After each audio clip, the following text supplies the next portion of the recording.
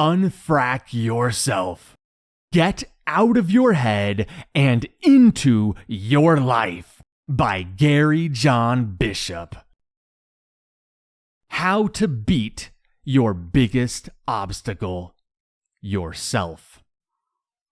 Think about who you talk to the most in your life. Is it your mom? Not unless your mama's boy. No, it's not your mom. Even if you talk to her 7 times a day. Is it your best friend? Nope. Not even if you live together. Is it your most active WhatsApp group members? No. Even if you're always sharing funny gifs. The person you talk to the most is, of course, yourself. You have about 50,000 thoughts a day.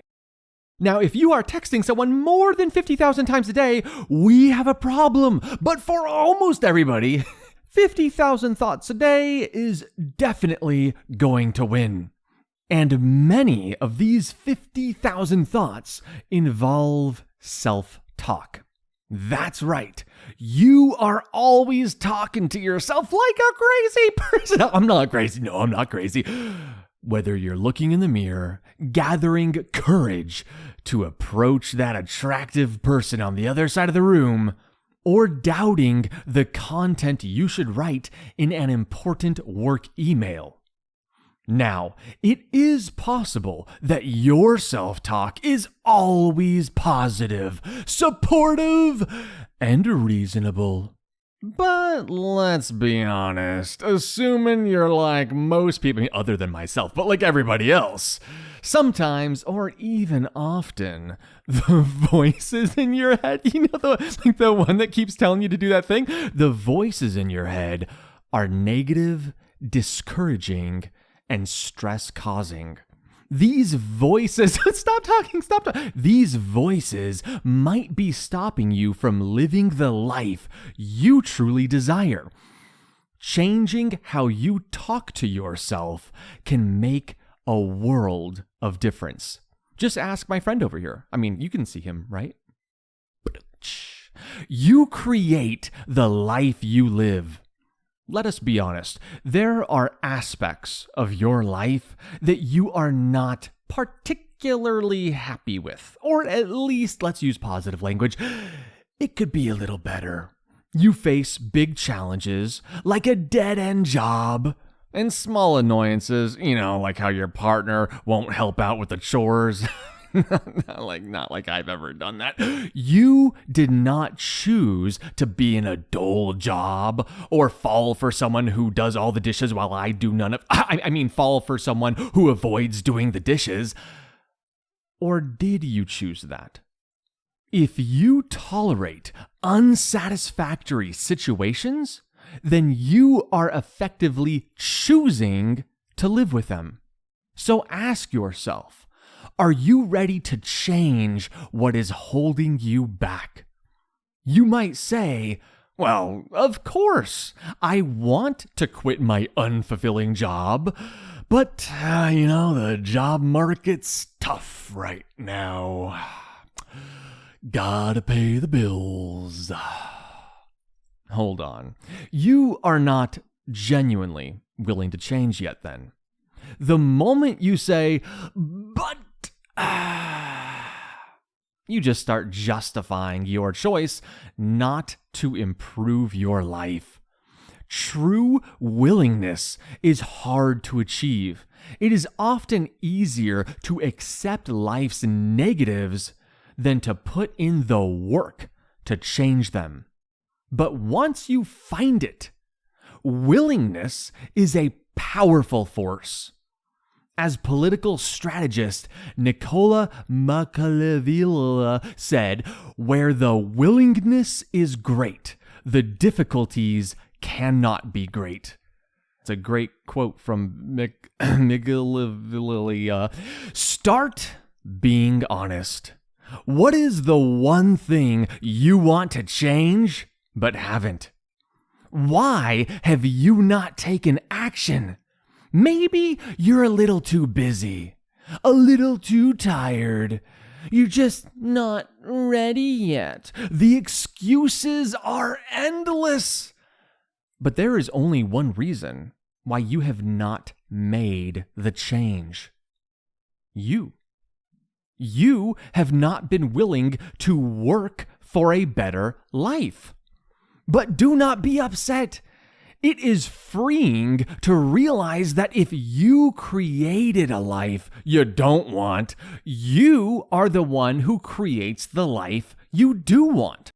Once you accept the incredible power you can have over your life, all you need is the willingness to make the necessary changes. Start with this positive self-talk. I am willing. So, are you willing to change your unsatisfactory job? I am willing. Are you willing to improve or get out of your relationship?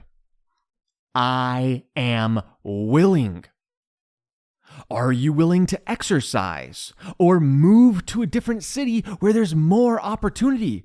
Or share your ideas or work or face your fears? I am willing. Here is a tip. If big changes feel daunting, focus on what you are no longer willing to accept. It is a big step to leave a secure job for a new role. Hey, we get that. That is the truth. Ask yourself, are you willing to spend your entire work life, decades, working an unfulfilling job for unappreciative people?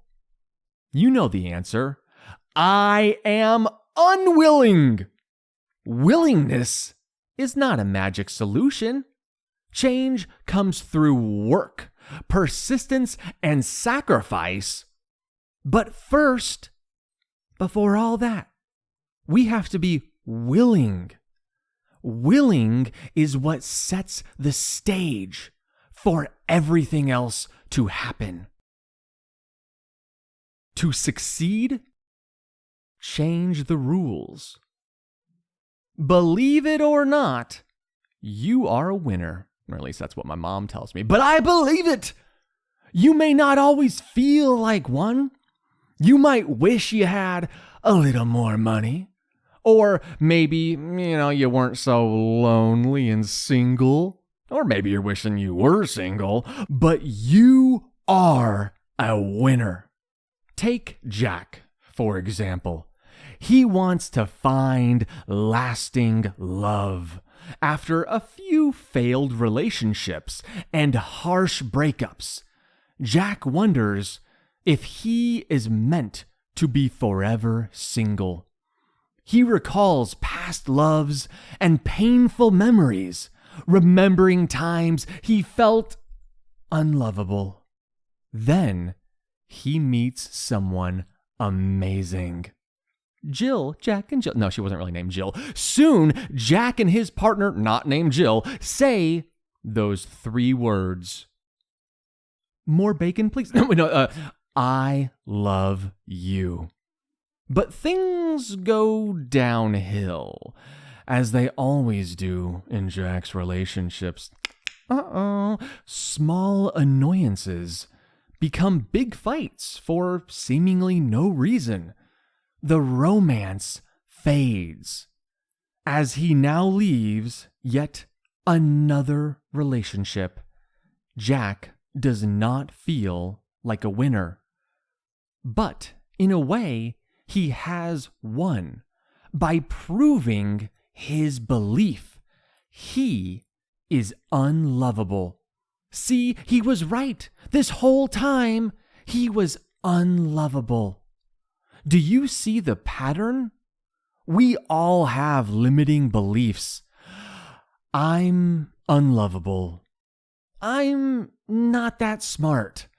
Or I'm bad with money. Okay, that one might be true for a lot of y'all out there. Y'all be bad with money. We gotta work on that. We do not want these beliefs to control our lives, but we are wired to prove them right. Our brains are trying to make our beliefs a reality. That's the way it works. If you believe something, you are making it more likely to come to fruition. So, how can you let go of these negative beliefs? First, we do have to identify them. Many of us do not realize the beliefs that we are constantly telling ourselves because they are hidden deep in our minds. They are the unconscious or subconscious beliefs we have. We don't necessarily consciously understand our limiting beliefs, but we need to figure them out. Find problem areas in your life. Where do you feel trapped in a vicious cycle of unfulfillment? Discover the win in those situations. What belief are you proving through your actions? Next, this is the hard part. Disprove that belief. So, you think you are a chronic procrastinator. Every time you browse social media, just click, a like, a heart, instead of doing what you should be doing, like working. You prove that belief every time. You are a chronic procrastinator. To disprove it, stop procrastinating. You know the steps. Get organized, manage your time, and build discipline. But first, you must stop the inner sabotage. Replace that negative belief with positive, helpful thoughts. Visualize in detail how you will overcome your negative, limiting beliefs. Create a game plan. What will you do when you feel like procrastinating? List techniques to fight the urge, like using an internet blocker or rewarding yourself after 90 minutes of focused work with a little bit of scrolly. Don't stop there. Imagine how awesome you will feel when you are productive instead of procrastinating. List the projects you will complete. Plan enjoyable activities for when you are not avoiding work. Hey, you got your work down. Now is the time to reward yourself. Picture a future version of yourself who no longer procrastinates. How does that person feel? What has that person achieved? The more you fill your mind with positive, proactive thoughts about overcoming your negative beliefs, the less room those negative beliefs have to grow. And by the way, when those old negative beliefs try to return, remember this statement: I am wired to win. Just make sure you are winning at the game you truly want to play. Facing a difficult issue? Gain some perspective. Unfortunately, even with a positive mindset, life will still present challenges. Relationships may fail. People, unfortunately, pass away. And you will face trauma, big or small. Health issues, financial setbacks, and more. The things we can't even contemplate. Hey, stuff is going to go wrong. Positive thinking will not shield you from these events. However, The good news is that your mindset can powerfully shape your reaction to these events. With a negative mindset, a single problem, one little thing, can derail your day. Heck, some people let one little thing derail a whole gosh darn month. Oh, this one thing is so bad. I'm such a victim. For example, stress from a financial crisis can affect other areas of your life. You ever have that situation where you're just having a little bit of financial problems, but then all of a sudden you're like, oh man, you kind of start eating that food you're not supposed to be eating, and then because you're eating the food you're not supposed to eat, you're like, well, I might as well not exercise. Why would I exercise when I'm eating this food? And it just goes on and on and on. You might start thinking, my life is so hard, I just can't catch a break. On the other hand, a positive mindset helps you face challenges without falling into despair and hopelessness. So when confronted with a significant problem, remember this affirmation. I got this. I got this does not mean you ignore the pain. Instead, it is a reminder that you are strong enough to overcome it, to tackle even the toughest challenges. Of course, it's pretty easy to say, I got this. And another thing to actually believe it. This is where visualization comes handy. Try this visualization exercise to help you feel more confident in your ability to handle challenges. Imagine standing on a railroad track with the tracks representing your life. Your past stretches on the track far behind you, while your future lies on the track ahead. Travel back down the tracks, recalling your best and most meaningful memories. A first kiss, an amazing vacation, or the day you got your dream job. Remember your childhood accomplishments and happy moments with friends. Repeat this exercise, focusing on your worst memories, such as that important failed exam, that time you had to go to the hospital, those really vicious arguments with those you loved most, and when things were really bad financially. Now, concentrate on where you are standing. Reflect on everything you have gone through, both good and bad. Look towards the future, down the track, with endless possibilities for more life experiences. There will be more challenges, but also new opportunities. Holding your newborn child, traveling to a dream destination, or meeting someone special. The point is, you have already overcome all those problems in your past. While they may have seemed overwhelming at the time, they now seem less significant.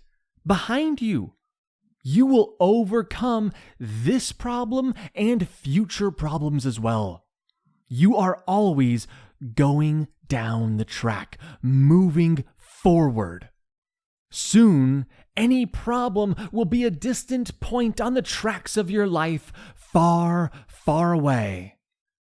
Using perspective helps remind you of all the obstacles you have already conquered. Do not let past problems keep you down. Use them as motivation that you have conquered them. You've got this. You have handled tough situations before, and you can do it again. Embrace uncertainty. chances are you are addicted to something. Every time you check the weather forecast, read about the stock market, oh my God, it's going the wrong way, or browse the election polls, you know what I'm saying? You are trying to satisfy a craving.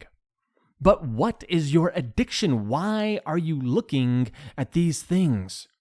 You want certainty. Simply put, we like knowing what is going to happen next.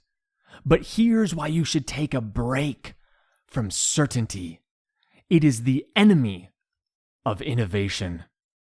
Consider this. Nothing new ever occurs without some level of uncertainty. Whether you are putting yourself out there to make new friends or taking a risk at work to achieve new professional heights, you invite uncertainty. You don't know how your boss will react to your unconventional idea. And if your fear of uncertainty is greater than your desire to propose a brilliant idea, you'll never find out. A life without uncertainty is static. It goes nowhere. If you want your life to be filled with opportunity, potential, and growth, start with this affirmation. I embrace uncertainty. Let's dig deeper. What is holding you back from embracing uncertainty? Many people avoid uncertainty because they want to steer clear of situations that expose them to judgment. Oh, we don't want others to think we're a little bit awkward, strange, or a failure. However, that is life. People will not always praise you for taking risks, and your bravery certainly will not always be rewarded. Still want certainty? You are longing for something that does not actually exist. We live in an unpredictable world.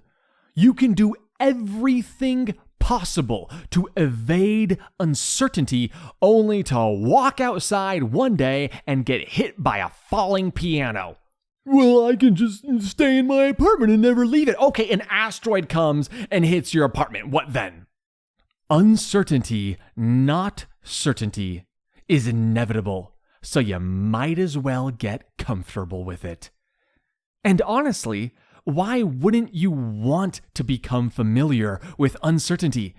It is an incredible place to be, despite its challenges. All your most amazing dreams and experiences await you in uncertainty. That is where greatness is. Do not let fear prevent you from discovering what your life will become. Actions matter more than thoughts. You might think that changing your mindset is the most critical step in transforming your life. Well, you're wrong. Thoughts are not as important as actions. The reason to change your thinking is that positive self-talk can inspire you to turn those optimistic thoughts into positive actions. However, even with consistent, positive, supportive, and resilient self-talk, thoughts rooted in fear and doubt will still appear. Those thoughts will always find a way in. And sometimes, when things seem especially difficult, none of those affirmations we've discussed are going to help you keep those thoughts at bay. Hey, we all got those days. So, what should you do? It's simple. Disregard your thoughts. Do it anyway. At the end of the day, we're only thinking to then do. It's the doing that ultimately matters. Remember, you have over 50,000 thoughts a day. Trying to control every single one of them? Talk about a controlling personality. Sometimes you will struggle to think positive, and that is okay. Because you know what? You don't need to feel positive. You just need to act as if you do. You just need to do it. For example, let us say you are invited to speak at an important conference. It's a fantastic opportunity, but those pesky negative thoughts start creeping in. You fear public speaking. You don't have the time to prepare, and you worry about looking incompetent compared to the much more experienced speakers. You try to reframe those negative thoughts with my positive self-talk, but it's just not working. What should you do? Do it anyway. Embrace all those confidence-shaking thoughts, and then get up and do it anyway. Acting in spite of negative thoughts can accomplish several things. First, behaving confidently, even if you don't feel like it, can create a strange effect on your mind. It can make you think and feel more confident than before. Often, you can think positively to begin acting positively. But sometimes you need to act before you can think.